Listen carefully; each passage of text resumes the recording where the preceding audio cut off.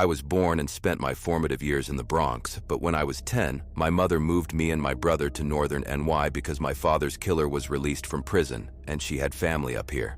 After a few years, my grandfather sold his property in the Bronx and followed us up here and bought a house by the river on the north side of our new town, and we moved in with him. It started almost immediately upon moving to that property. The house itself was a nice double-wide prefab home with an extension and garage added. The backyard had a cement patio you could access through glass sliding doors with a wooden roof built over top to block the weather. Past the patio was about a half-acre backyard with an above-ground pool that had a wooden deck, and behind it was a large tool shed that held our riding mower, and the edge of our property was surrounded by woods. The activity wasn't anything crazy at first, but whenever I was outside at night, I felt like I was being watched. As I got older, things would slowly escalate and get a lot weirder. During the winter months, I would find footsteps in the snow that would surround my house and stop facing every window. At the time, I thought we had a stalker, but nothing was too out of hand yet. In high school, met my best friend to this day, Chris, not his real name. I didn't have any other friends. Most of the people in my town are racist and hated me at the time because I was Hispanic and from NYC, but Chris always stood up for me.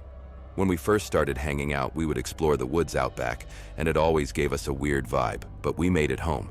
We built a really poor wooden structure from fallen logs and dubbed it the fort, and would hang out there, sometimes LARPing. One day, while exploring, we stumbled upon a very odd pit in the ground. For some reason, we decided to dig it out and see how deep it went.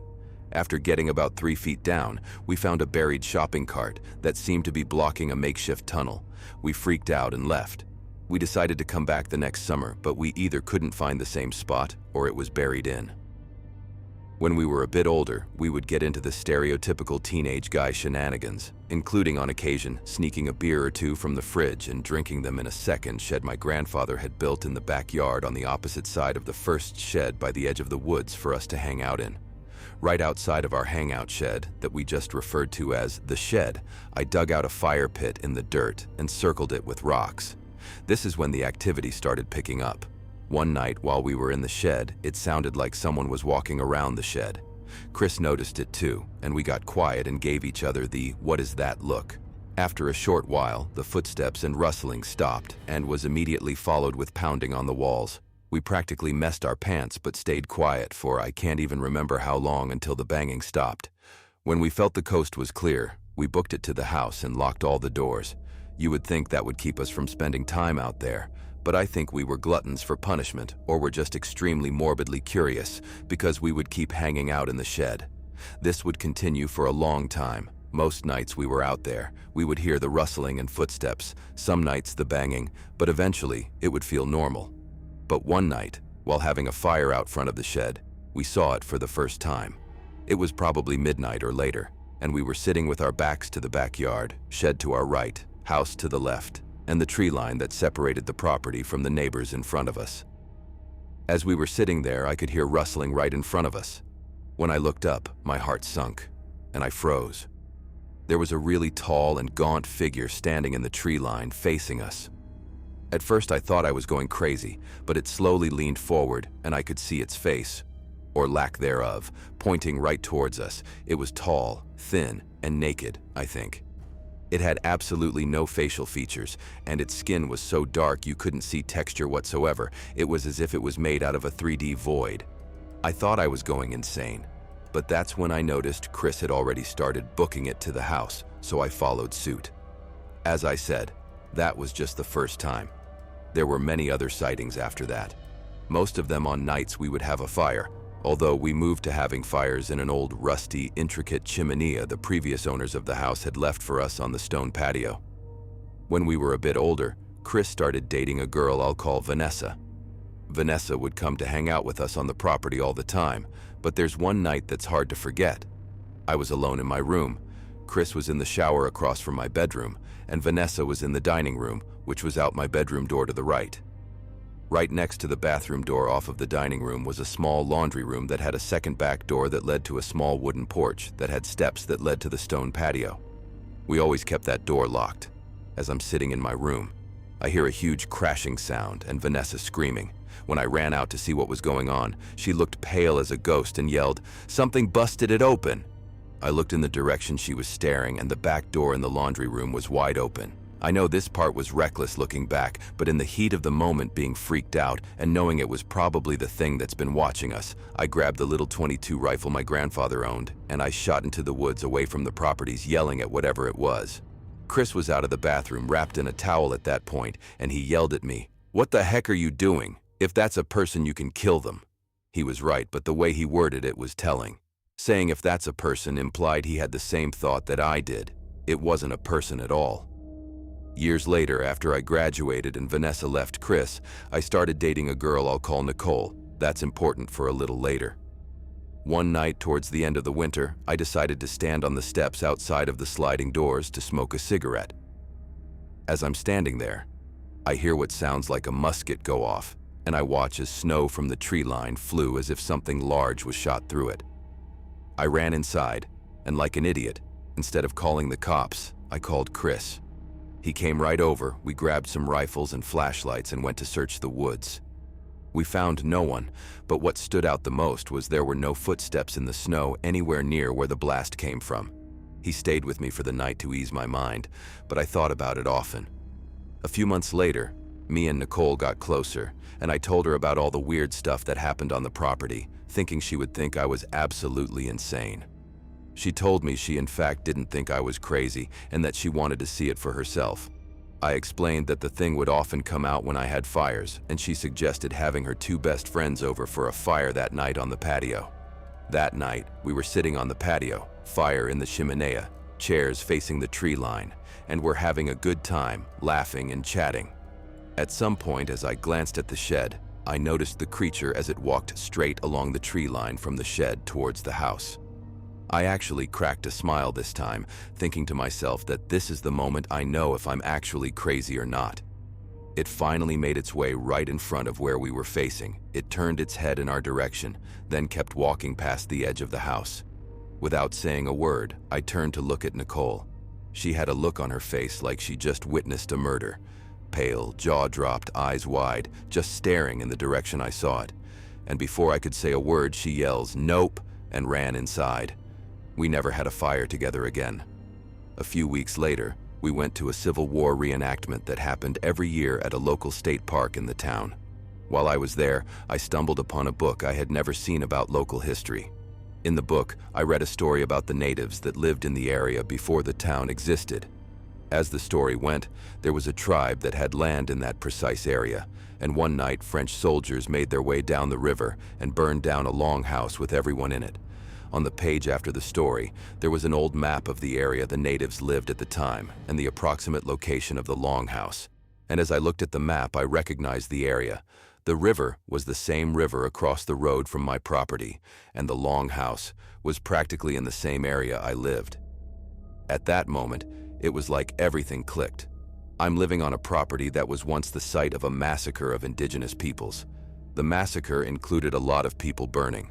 My property was being stalked by something that is described in detail in Native American folklore, and it always seemed to be most active when there was a fire happening.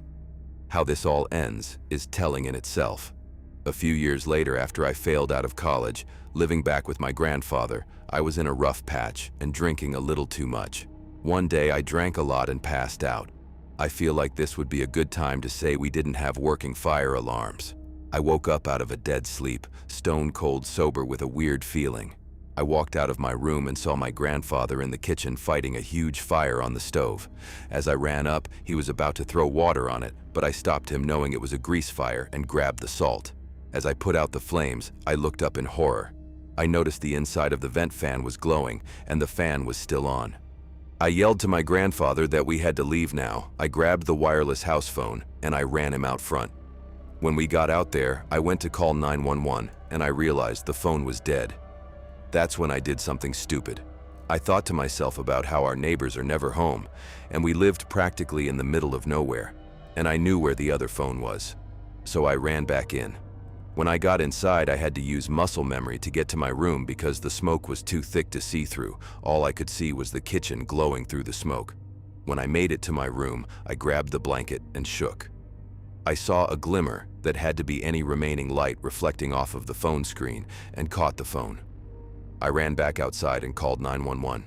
I barely was able to get out what happened before the phone line went dead from the fire. I found out later that our house was made with plastic ventilation in the stove fan, so even though I put the fire out, it was too late. The plastic melted and the insulation caught. They said we had 2 minutes total. If I didn't wake up when I did, we would both be dead. We haven't been back to the property since that day.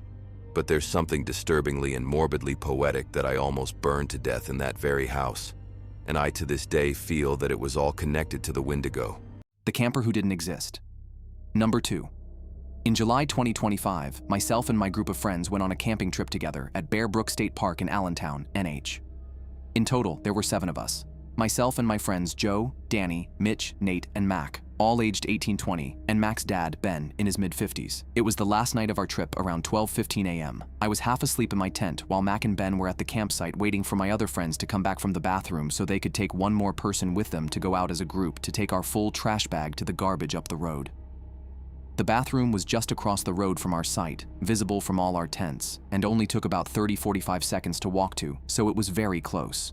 My friends Joe, Danny, Mitch, and Nate were in the bathroom brushing their teeth and getting ready for bed. They might have been fooling around a bit, but nothing too crazy. Apparently, my friend Nate unplugged my friend Danny's phone, and Danny was jokingly yelling at him, nothing too loud, but definitely some obscene name-calling and shouting. Suddenly, a man who looked to be in his mid to late 30s or 40s walked into the bathroom. My friend Mitch was standing in the man's way, so when Mitch noticed, he moved aside and said, "Oops, sorry." The guy ominously said nothing. He went to the urinal, used it, flushed, washed his hands, and walked out without saying a word. Nobody really thought much of it, except that the guy looked kind of dead inside. My friends said he had a 1,000-yard stare in his eyes, which was definitely creepy, but they figured it was just late. The bathroom had a row of windows at the very top of the walls that were too high to look through, but they were open, so you could hear anything immediately outside. All of a sudden, after the man left, my friends heard footsteps pacing back and forth on the gravel outside. They stopped dead and just listened, totally freaked out. They figured it had to be that guy, because if you were returning to a campsite, you'd have no reason to be on the side of the building like that. Then, the same man returned to the bathroom and went back to the same urinal, acting like he was using it again, even though he wasn't. At that point, my friends were beyond creeped out. They decided to get the heck out of there and get back to the campsite. As they were walking out, they thought they heard something behind them. They got to the campsite, reunited with Mac and Ben, and quickly explained what happened. That's when they turned around and shined their flashlights back toward the bathroom. Suddenly, Nate said, "Look, there he is behind that tree." To their absolute horror, they saw that same man from the bathroom had followed them back to our campsite. The flashlights illuminated half of his body still sticking out from behind a tree. When he noticed the lights, he tried to walk away and play it off. But when he realized he was spotted, he stopped and said, "Put the light down, little boy, and go to bed." That's when Ben, Mac's dad, yelled, "Stop following my boys."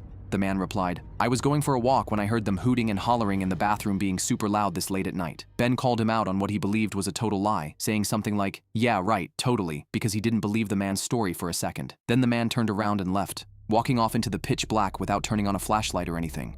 The whole time, I was in my tent. I only heard the conversation once my friends shined their lights on him, but I experienced one thing nobody else did. My intuition made me feel like he actually veered off the little road and cut across the open field next to our campsite instead. That field doesn't lead to other sites. It just leads to a pond. It was that physical feeling you get when you can tell someone is watching you. From the mattress in my tent, I felt like I could feel someone pass by behind us and cut through that field instead of staying on the road. We were definitely spooked and tried to call the ranger, but nobody picked up. Then we called the cops, and it took a bit for them to arrive. An officer finally got there, and we told him what happened. He said this isn't as uncommon as we might expect. He wasn't saying this is exactly what happened, but he mentioned that sometimes homeless people come by to take supplies from campsites. They searched the area, but didn't find anything. We ended up just packing up and leaving that night. The next day, we called the campground management and reported everything, giving a full, accurate description of the guy. They let us know that, to their knowledge, there was no camper presently staying there who matched that description. To this day, we have no idea who this guy was, why he was following us, or what his intentions were, especially if it had just been us kids who hadn't noticed him following us back. My friends and I still talk about how creepy it was and try to figure out what was going on in his head. We'd love to hear what other people have to say, if anyone has experienced something similar in that area, or if people think something more sinister could have happened, and we dodged a bullet by catching him hiding behind that tree. Number 3. The hatchet in the tree. In mid-August 2025, my boyfriend, my best friend, and I took a week-long trip to the Great Smoky Mountains National Park and stayed near Cosby. We'd already done a massive hike up Mount Cameron earlier in the week, along with Davenport Gap and many other intermediate trails. By our last day, we were intentionally slowing things down. I picked a shorter trail near Cosby, about 5 miles round trip, that led to the remains of an old steam engine. It seemed quiet and low-key, a good way to end the trip. When we arrived, the parking area was completely empty. No cars, no hikers, nothing. It's worth mentioning that I'm the spiritually inclined one in the group. I'm open to weird, liminal, maybe there's more going on here ideas. My boyfriend and my best friend are the opposite. They are very grounded, very rational, and believe there's a logical explanation for everything. They don't entertain spooky ideas at all, so if I'm feeling weird, they are always there to reassure me with logic. They weren't particularly inclined to go on this final hike, but I was determined to be optimistic and make the most of our last moments in the Smokies. Right at the trailhead, we noticed an old, rusty hatchet embedded in a tree. It was just stuck there. I genuinely wish I had taken a picture, but at the time I brushed it off because I didn't want to put up any warning signs for my friends who already didn't want to be there. In hindsight, it felt like a warning we ignored. About halfway in, there was a detour to a small cemetery. Being raised deep in the Ozarks, this wasn't an unfamiliar sight to me, so we took the path. It was tiny, only a handful of graves, likely a family plot. The headstones were old and weathered, some barely readable. We were careful where we stepped and kept our voices low. Oddly, it didn't feel creepy at all. There was no sense of being watched. If anything, it felt calm, steady, and grounding, the most peaceful part of the hike. I remember thinking that if there were anywhere you'd expect to feel uneasy, it would be there. But it felt settled, like we were meant to pause, acknowledge it, and move on. That contrast makes the rest of the trail feel so unsettling. Whatever felt wrong later, I don't think it came from those graves. We returned to the actual trail and continued to the steam engine remains. It was just a few parts, not much to look at, but cool nonetheless. However, that's when things shifted. The sky darkened quickly. I checked the weather app and it showed clear skies everywhere else, which isn't impossible for localized mountain weather, but it was noticeable. Then, every so often, there was a low, soft noise that my brain registered as a growl. Realistically, it could have been the wind, insects, or a distant animal. We stopped multiple times to listen, but whenever we did, the sound stopped too. No movement, no follow-up noise. What made it unsettling wasn't the sound itself, but how my body reacted. I hike a lot, and we had already been on a surplus of hikes at every hour of the day and night. I've heard animals and rustling before, but this felt different. It wasn't louder or scarier, it just felt wrong. I had a deep physical awareness of being exposed, like I needed to keep moving. It wasn't panic, just a raw alertness that doesn't come from conscious thought. Later that night at dinner, we talked about the hike. My boyfriend mentioned that he'd heard chittering sounds on the walk back. Not animal chittering, but something closer to whispering. My best friend immediately said she had heard it too. Again, there are explanations sound carries strangely in forests, but we hadn't passed a single person, and the trail was a straight there and back with no side paths. There wasn't an obvious source for voices that close. Both of them admitted they felt uneasy, not scared of something specific, just uncomfortable, like they wanted to be off that trail. Coming from two people who don't believe in anything spooky, that stood out to me. It wasn't scary, but it was the first time we all felt like we don't belong here, or something doesn't want us here. One last detail still sticks with me. On the way in, there was a large spider web stretched between two trees, fully blocking the trail. My boyfriend is tall and had been running into webs all week, but this one had a large spider sitting in the center, so he noticed it and warned us to duck. On the way back, the web was gone. Spiders move their webs, wind happens, and animals pass through. I know all of that. It just felt strange because the trail had been empty and the web hadn't been damaged. It had simply disappeared. Nothing overtly happened on that trail. No clear threat, no moment where we ran. But out of all the miles we walked that week, that trail is the only one where all three of us independently felt the same thing, like we were intruders. Even knowing there are logical explanations, that feeling hasn't gone away. I still think about that specific 5-mile Cosby Trail from time to time. Weird stuff.